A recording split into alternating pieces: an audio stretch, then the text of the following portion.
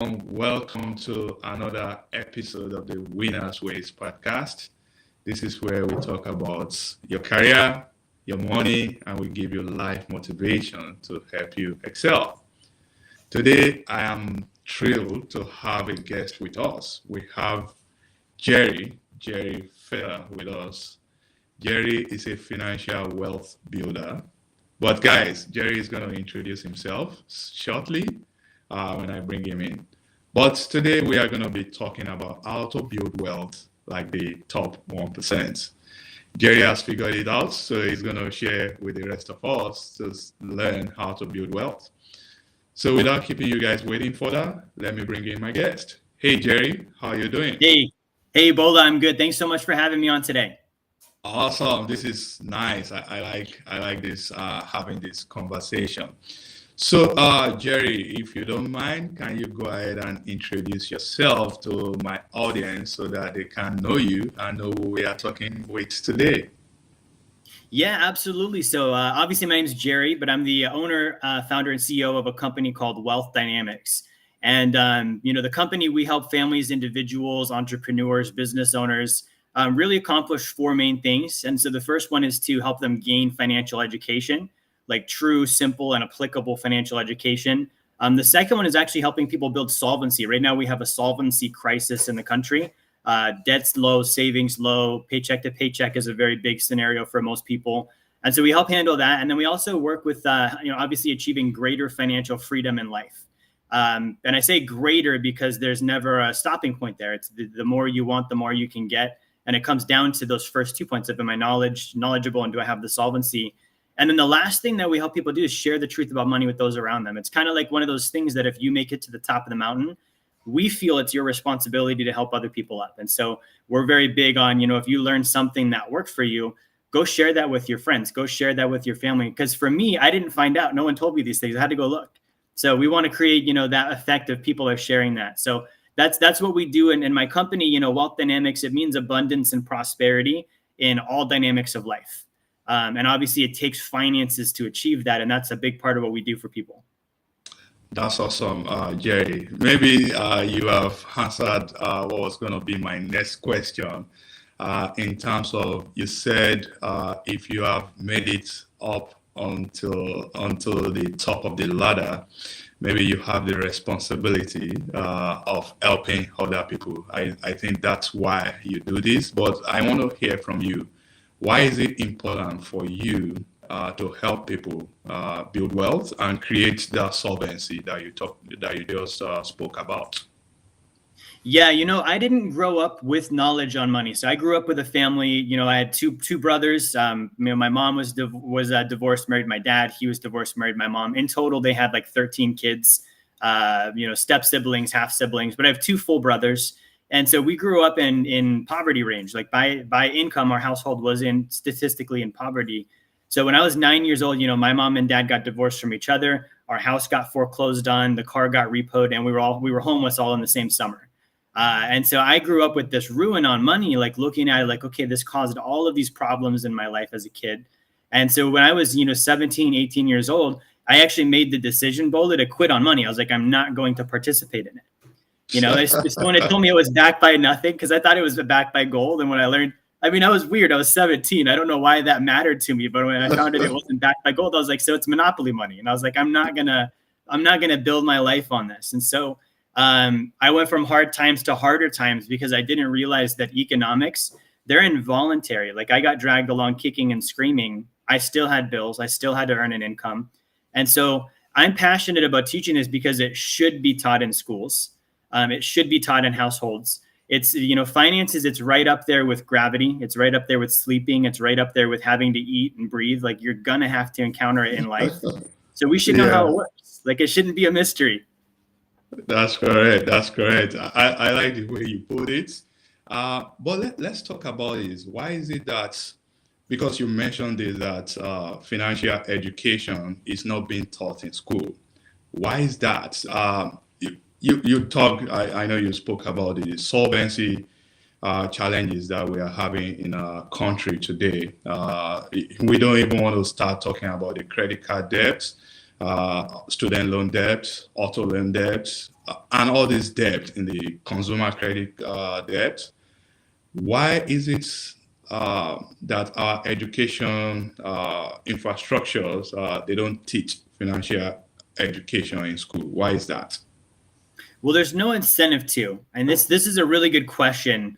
When you look at the wealthiest groups in the country, it's banks and it's Wall Street, right? And so when we graduate school, we're supposed to give them all of our money. We put our money in a checking account. We will get a mortgage. We get a car payment. We put the money in the 401k plan. When you look at the average American budget, the majority of it goes to banks and Wall Street, if there's even anything left at the end of that, right? So if they're at the top running things, you know, and when I say running things, they're involved in the politics. They're involved in who's going to be president and who's not. You know, they have lobbyists. Like, so a good example, you know, in COVID-19, 2020 happens, and we have these stimulus bills coming out. Right. At the end of 2020, there was a bill released that was, you know, it was a COVID stimulus bill. But in that bill, Mass Mutual Life Insurance Company lobbied to increase the amount of money that wealthy people could put in life insurance policies. Wow. What the hell does that have to do with COVID-19? You know what I mean? And so that's what I mean when I say these guys are at the top. And so we're consumers. When we come out, we're supposed to give them our money. And so there's a lot of incentive for us to not know how finances work. Because if we know, we might not give them the same amount of money. We might not use the car loan and the mortgage and the credit card and the student loan and all the things that we're supposed to use when we grow up. Right. So how does, you know, you said build wealth, like the top 1%. How do they build wealth that the rest of us don't know? Yeah. So this is a big part that, you know, I was a financial advisor for a number of years. So I had my securities licenses, I did mutual funds, I did retirement plans. And so I call this retail financial products. I was selling retail financial products. It's things you would go sit down with someone and buy the retirement or the IRA or the mutual fund. And so I would have meetings with certain people where I knew they were independently wealthy already. You know, they had investments, they had passive income, and one for one, they were never interested in what I had to offer. And I couldn't understand why, because I was like, well, this is the stuff you're supposed to have this, right? And so I was imagining that these people who were financially successful would agree with that. And they'd be like, yes, you're right. You know, I have this and I would like more of it. And all of them were like, not only do I not own this, I don't want it. And so I started having to look at, well, what is it that they're doing instead? And so what I've looked at and what it really comes down to is the wealthy, you know, they do 3 or 4 main things. Number one is they often are involved in small business. Okay, the number one asset on the net worth statement of the top 1% is small business equity. And so when you study the top 1%, most of them, they either have a business that they've built ground up or they've invested in a business that they're a very large part of. And that's where they get their active income from. They're not on a salary, you know, and that doesn't mean you've got to go be an entrepreneur. You could go be a salesperson. Similar, you're able to create your own income, right? So that's a big thing, is they have unlimited income potential. The second thing is they save their money in real stores of value. And so when you look at the wealthy, they're not keeping their money in banks. They're not keeping it in 401ks. They're keeping it in things like life insurance policies. They're keeping it in hard assets like gold and silver. In some cases, they're keeping it in real estate, where they'll buy land or buy a condo or they'll buy property, simply knowing that it's going to store their value and they can get the money back out later. And so that's kind of the second part of it. And then the third part is they invest in real assets that generate passive income.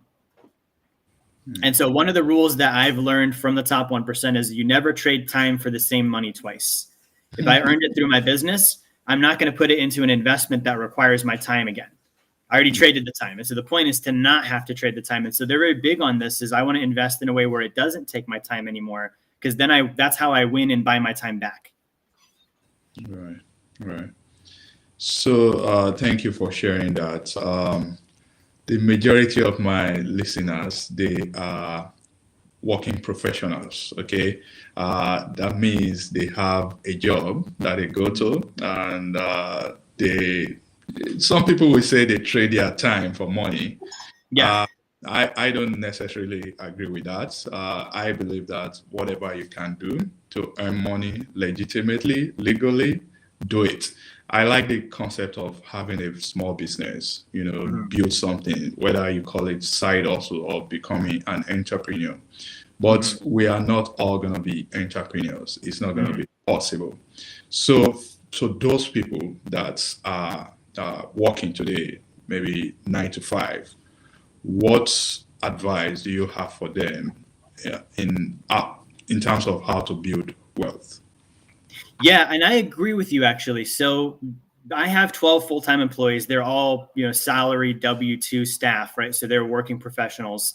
And the statistics show that over 90% of small businesses fail within the first 5 years. So there's a 90% chance that most people should probably not start a business. And so that means that you've got to find, a company that, obviously you can get behind the service that's being delivered, the mission, the purpose, something that you can actually get behind. And like you said, it's ethical and it's moral, and I don't feel gross when I leave at the end of the day. I'm like, I contributed to something, right? So that's a big part of it. The second part is obviously, growth. If I'm in a company where I can grow, whether I can grow professionally or intellectually, and then obviously financially. And the best way to do that is by expanding the net income of the company. And I'm a firm believer that any employee can do that, whether you're, an IT guy, or whether you're HR, or whether you're a salesperson, or whether you're a technician. There's some way you can help grow that business. And I think that most employers are willing to reward that. I know for me with my people, if someone comes to me and says, hey, I want to grow the income of the company, will you bonus me or pay me a commission or give me, a piece of the growth? I'm going to say definitely. If you can actually grow my business, that's the entire purpose here. I'm going to pay you well for that, and I'm going to give you a percentage of what you help with. So I think that that's something that should also be looked for by a working professional. And then the other one is leadership. It's not easy running a business, and so you want leadership that is going to, be able to make the hard decisions, but also be able to do it from a standpoint of helping their people grow.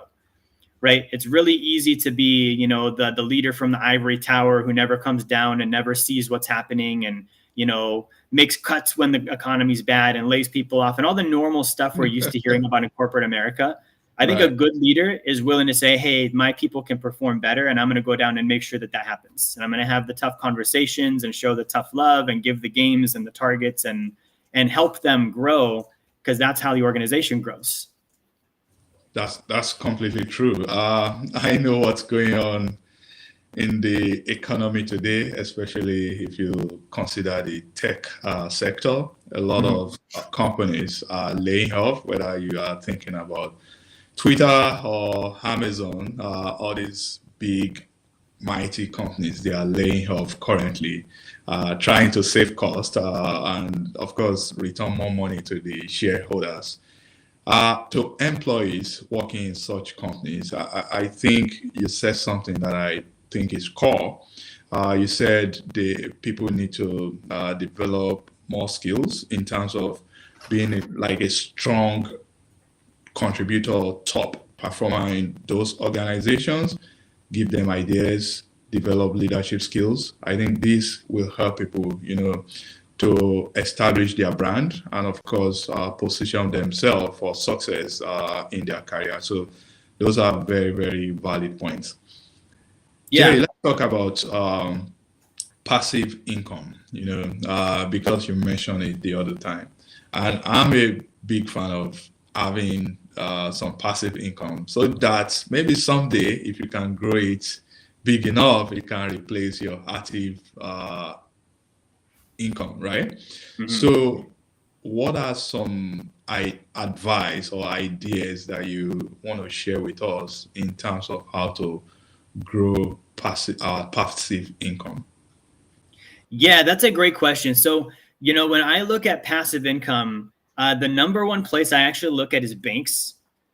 And when you look at a bank, if you think about all of the interest income that the bank earns is completely passive. If they do a mortgage, they're not your landlord. They don't fix your toilet. They don't help with the rent. You know what I mean? It's like you pay them interest and that's it. They don't get involved. And so for me, that is the most passive form of income is, from a lending standpoint. If I have money that I can loan out on assets and get interest income back, that is the most passive form of income. So when I look at passive, I look at two main things. I look at something that is as passive as it can be, because there's no state of absolute passive. Even with lending, I still have to do a little bit. I've got to look at the statement and make sure the loan came in. and make sure the interest was paid. And if it didn't, I've got to go through a foreclosure proceeding.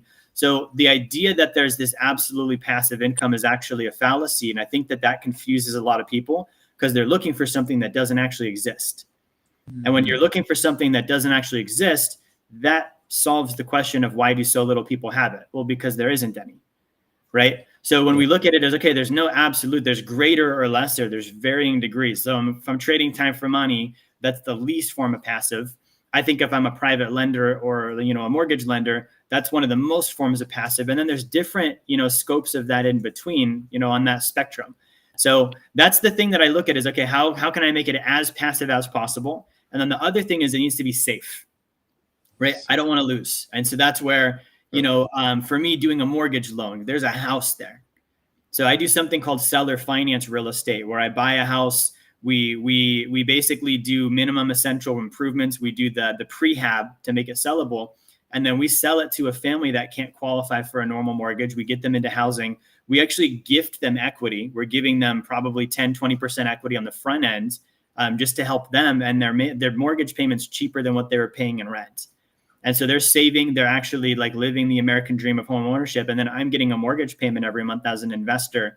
And so I have, the passive income. It's truly passive. It's not something I'm actively involved in. It's backed by a real asset. And then the third thing is it's got to help, right? It's got to be something that helps people.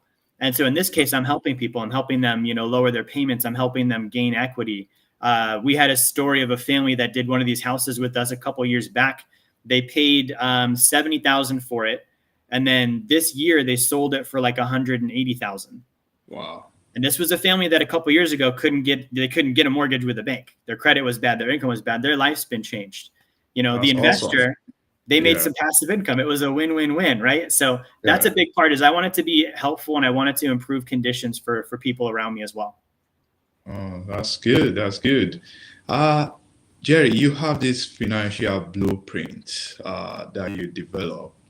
Can you share those blueprint with us?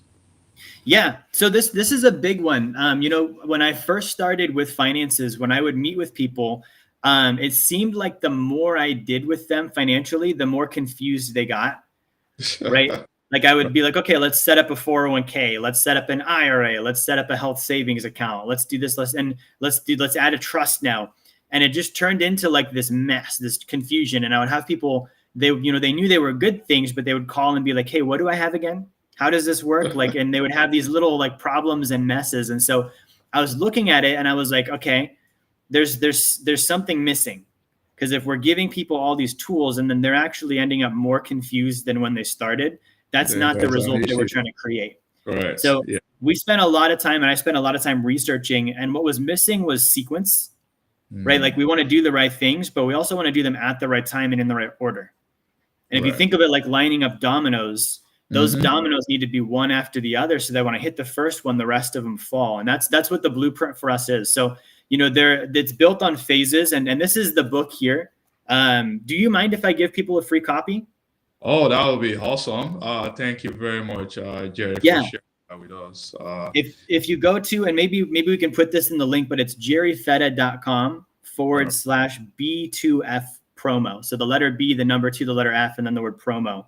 So just my first and last name. And basically that'll give you a free copy of the book. You cover your shipping. We've got a course supervisor that we've hired to actually help people finish the book, because people don't finish books usually when they buy them. And so that's something that just comes complimentary to make sure you finish it, you understand it, and you can actually get through the material. That's good. Thank you, Jerry, for being so kind and generous to us here today. I'm going to leave that link in my show notes so that people can grab a copy.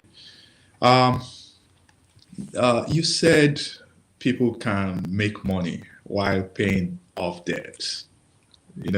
I want to hear more about that because I don't know how you can still make money while you are still in debt. Can you break that down for us? Definitely. So you have there's two viewpoints, right? So if you look at it, let's say Bola, let's say that you loan me money, you're the bank, I'm the consumer. My viewpoint is that that's an expense. I'm the person that borrowed it. I've got, let's say, a car payment and you loan me the money for it. So as a consumer, I'm like, okay, this is debt. I owe this. It's an expense. Your viewpoint as the bank is that it's an investment. You're making income on it every month. You're making interest. So when I'm paying off my debt, I'm not paying off an expense. I'm actually investing. Like if I pay you off early, it's the same function that happens when I make an investment. I take capital, I take money, and I put it towards this financial vehicle. And when I do that, I earn a rate of return, which is the interest I save by not paying you interest. And I also get income from it every year, right? Every month. That's my yield, just like an investment would have, because I'm not having to make that payment to you anymore. And so I actually get a return on investment. Now, in the banking world, this is actually what occurs. Bola, if you loaned me that money for a car and you're a bank, you probably actually are going to sell that debt to another bank and get money today rather than money later.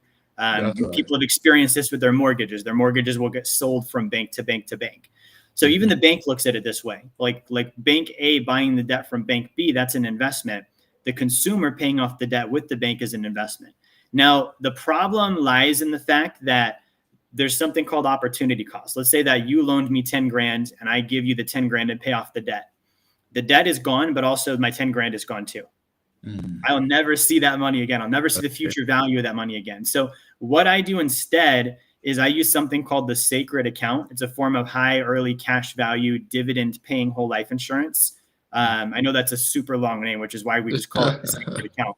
But I put money in there, and when I deposit it, that money is going to grow at 3 to 5% per year on average, tax-free for the rest of my life. I can borrow against it, and it's still going to keep growing.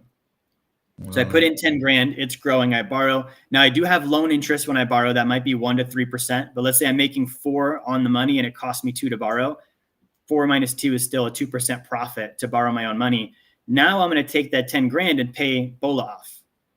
So I've gotten rid of the debt. I've freed up the interest. I've freed up the payment, but my 10 grand is growing like it never left. And that payment that I used to pay to Bola, I'm going to pay to myself now by paying my loan back to my life insurance policy. And so at the end of this, I'm out of debt. I've saved interest. I've saved the income I used to pay, and I've got more money than I started with. And this is amazing because it solves the root cause of debt. The reason people go back in debt is because they have a lack of money. So if I pay off my debt and I give Bola my last 10 grand and I didn't do something like this, I don't have money anymore. And the likelihood that I'm going to have to go borrow again increases. So this breaks that cycle, because now at the end, I've actually got all my money that I started with, plus it was growing like it never left. And I'm never going to go back in debt again. You know what? That is so cool. I had a guest, I think it was sometimes last year, and he came on the show. He was telling me about banking on yourself. That was the way he put it. And it's also about investing in insurance, and maybe you'll be earning money. I think that was what you just explained. It sounded complex to most people that may not know how to figure this out. So I want to see how you, Jerry, and your company, Wealth Dynamics, are helping people. Or maybe there's someone in my audience today that want to, learn more about this. How can they connect with you, or what are the process or steps that you will take them through in order to start building that wealth that we are talking about? Yes. So we're happy to work with people. If you go to sacredaccount.com, so sacredaccount.com, sometimes people do a typo and they type scaredaccount.com. It's not a scared account. This is not a Wall Street up and down. So sacredaccount.com, and you can connect with us there. And there's a free white paper you can download that breaks down this in very simple terms, right? The number one owner and the number one purchaser of this exact kind of life insurance in the country are the top banks in the nation. They keep 20% of their reserves in it. So that's about $200 billion. So it's a topic that sounds complicated. And that's kind of the thing with finances, Bola, is it sounds complicated. I hear people say this all the time. They're like, I can never understand money. And what it comes down to is 2 things. It's vocabulary. Right. So words have been created that represent financial equations and mathematics. And those words are words people don't use every day. And so because of that, they're like, that sounds really complicated. Well, if we look up the words, then it's just math. And then it's, do I understand the math? Well, if we have a calculator, we can understand the math. And so anyone that can use a dictionary and a calculator in today's day and age has the ability to know and understand anything about finances. But it comes down to just realizing that it's just words, it's just math. And I'm fully able to look the words up and do the equations and understand it. So again, if you go to sacredaccounts.com, you guys can connect with us if you're a listener. My team will work with you. We do a free consultation and we'll just find out what are your goals and what can we help with. And if we can help, we'll work with you on whatever we can do. I'm going to leave all these links on my show notes so that people can have easy access so they can connect with you. Thank you again for sharing that with us. So as we are wrapping up, Jerry, I want to ask, you've been talking about wealth, financial education. If you look at this country, it's full of opportunities, in my opinion. Why do you think most people, why is it that they are not taking advantage of all this information out there in terms of maybe building wealth? That's a really good question. To answer that, can I ask where you're from? Are you US? Are you from another country originally? Yeah, originally I came from Nigeria. Okay. So I think for most people, they take it for granted. They're not used to anything else. They're comfortable. They're like, it's if I want food, I hit a button on my phone and it arrives. If I want to connect with someone, I go on social media. It's like such an effortless country. And that part's great, but comfort also kills goals and dreams. If I get too comfortable, my ambition dies. And so, for you coming to the US, I imagine that Nigeria might be different. And that when you came here, it's like, wow, like these guys have it so easy. And I think that that's the problem is we do have it so easy and people get comfortable with that. And they don't realize that, ease doesn't mean that your goals are going to happen. That still means you still need to go out and work. You still need to go out, and have the podcast and run the business and show up and put in the hours and study and improve. And it doesn't matter what country you live in, that needs to happen. And I think that that's the thing that's happening in the US is people haven't really connected the dots on, we still need to do that. We still need to bootstrap it. We still need to put the work in. We still need to act like we don't have the things we have because we want to build better than what we have and not just maintain the status quo. That's good. Comfort kills goals. Comfort kills growth. Comfort makes you sometimes get stuck in the same makes you lazy. Yeah. So I like the way you put it. So I always want my guests to leave maybe a message or two for my audience in terms of how maybe motivate people that, hey, if I can do it, you can too. So, Jerry, what do you have for us? How can we get people, to step up and start building wealth? Yeah, I love this. This is a great question. So, I mean, when someone's listening, they'll hear me, the speaker, and they'll hear you, and they'll imagine whatever they imagine about who we are and how we got where we are. Guys, I'm from Alaska.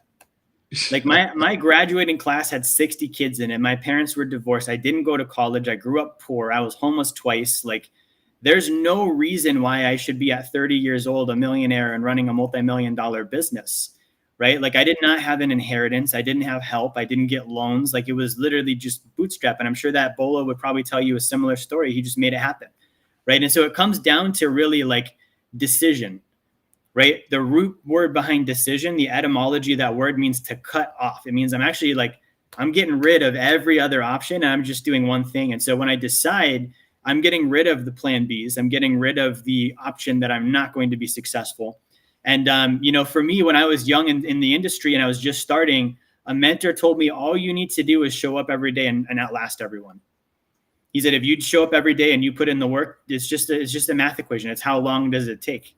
And I would rather play the how long does it take game and just keep showing up every day and putting the work in, knowing that at some point that will pay off, than to play the I wish game. I had a stepdad. He used to tell me as a kid, because I'd be like, I wish this, I wish that. And he said, wish in one hand and spit in the other one. See which fills up first. We can wish all we want. Like we can do a lot of wishes. So that's what I would say is you got to decide, you got to show up, and it will happen. It's just when. Wow. I like that. Decision. You've got to show up and you've got to outlast. I like the way you put it, Jerry. This is awesome. This has been very, very good. I'm sure my audience, they are going to enjoy this and find this super beneficial. Once again, to connect with you, tell us you maybe on social media. I know you have for that book, jerryfeder.com/B2F promo and sacredaccounts.com. Where else can my audience find you, Jerry? So we're really big on two platforms, TikTok and Instagram. At TikTok, it's just Jerry Feda. Same thing with Instagram at Jerry Feda. So connect with us there. And, we do a lot of free content, and that's part of my purpose, to give to others the knowledge that I have, sharing the truth about money. So if you just want to be a follower and get content, that's a great place to just connect. If you want to send a DM and ask a question, I want to welcome everyone to do that as well. All right. Thank you very much, Jerry. It's been awesome. Thank you very much for spending your Saturday morning with us today. And, absolutely, Bolo. Thanks for having me on. All right. Have a great moment. You too.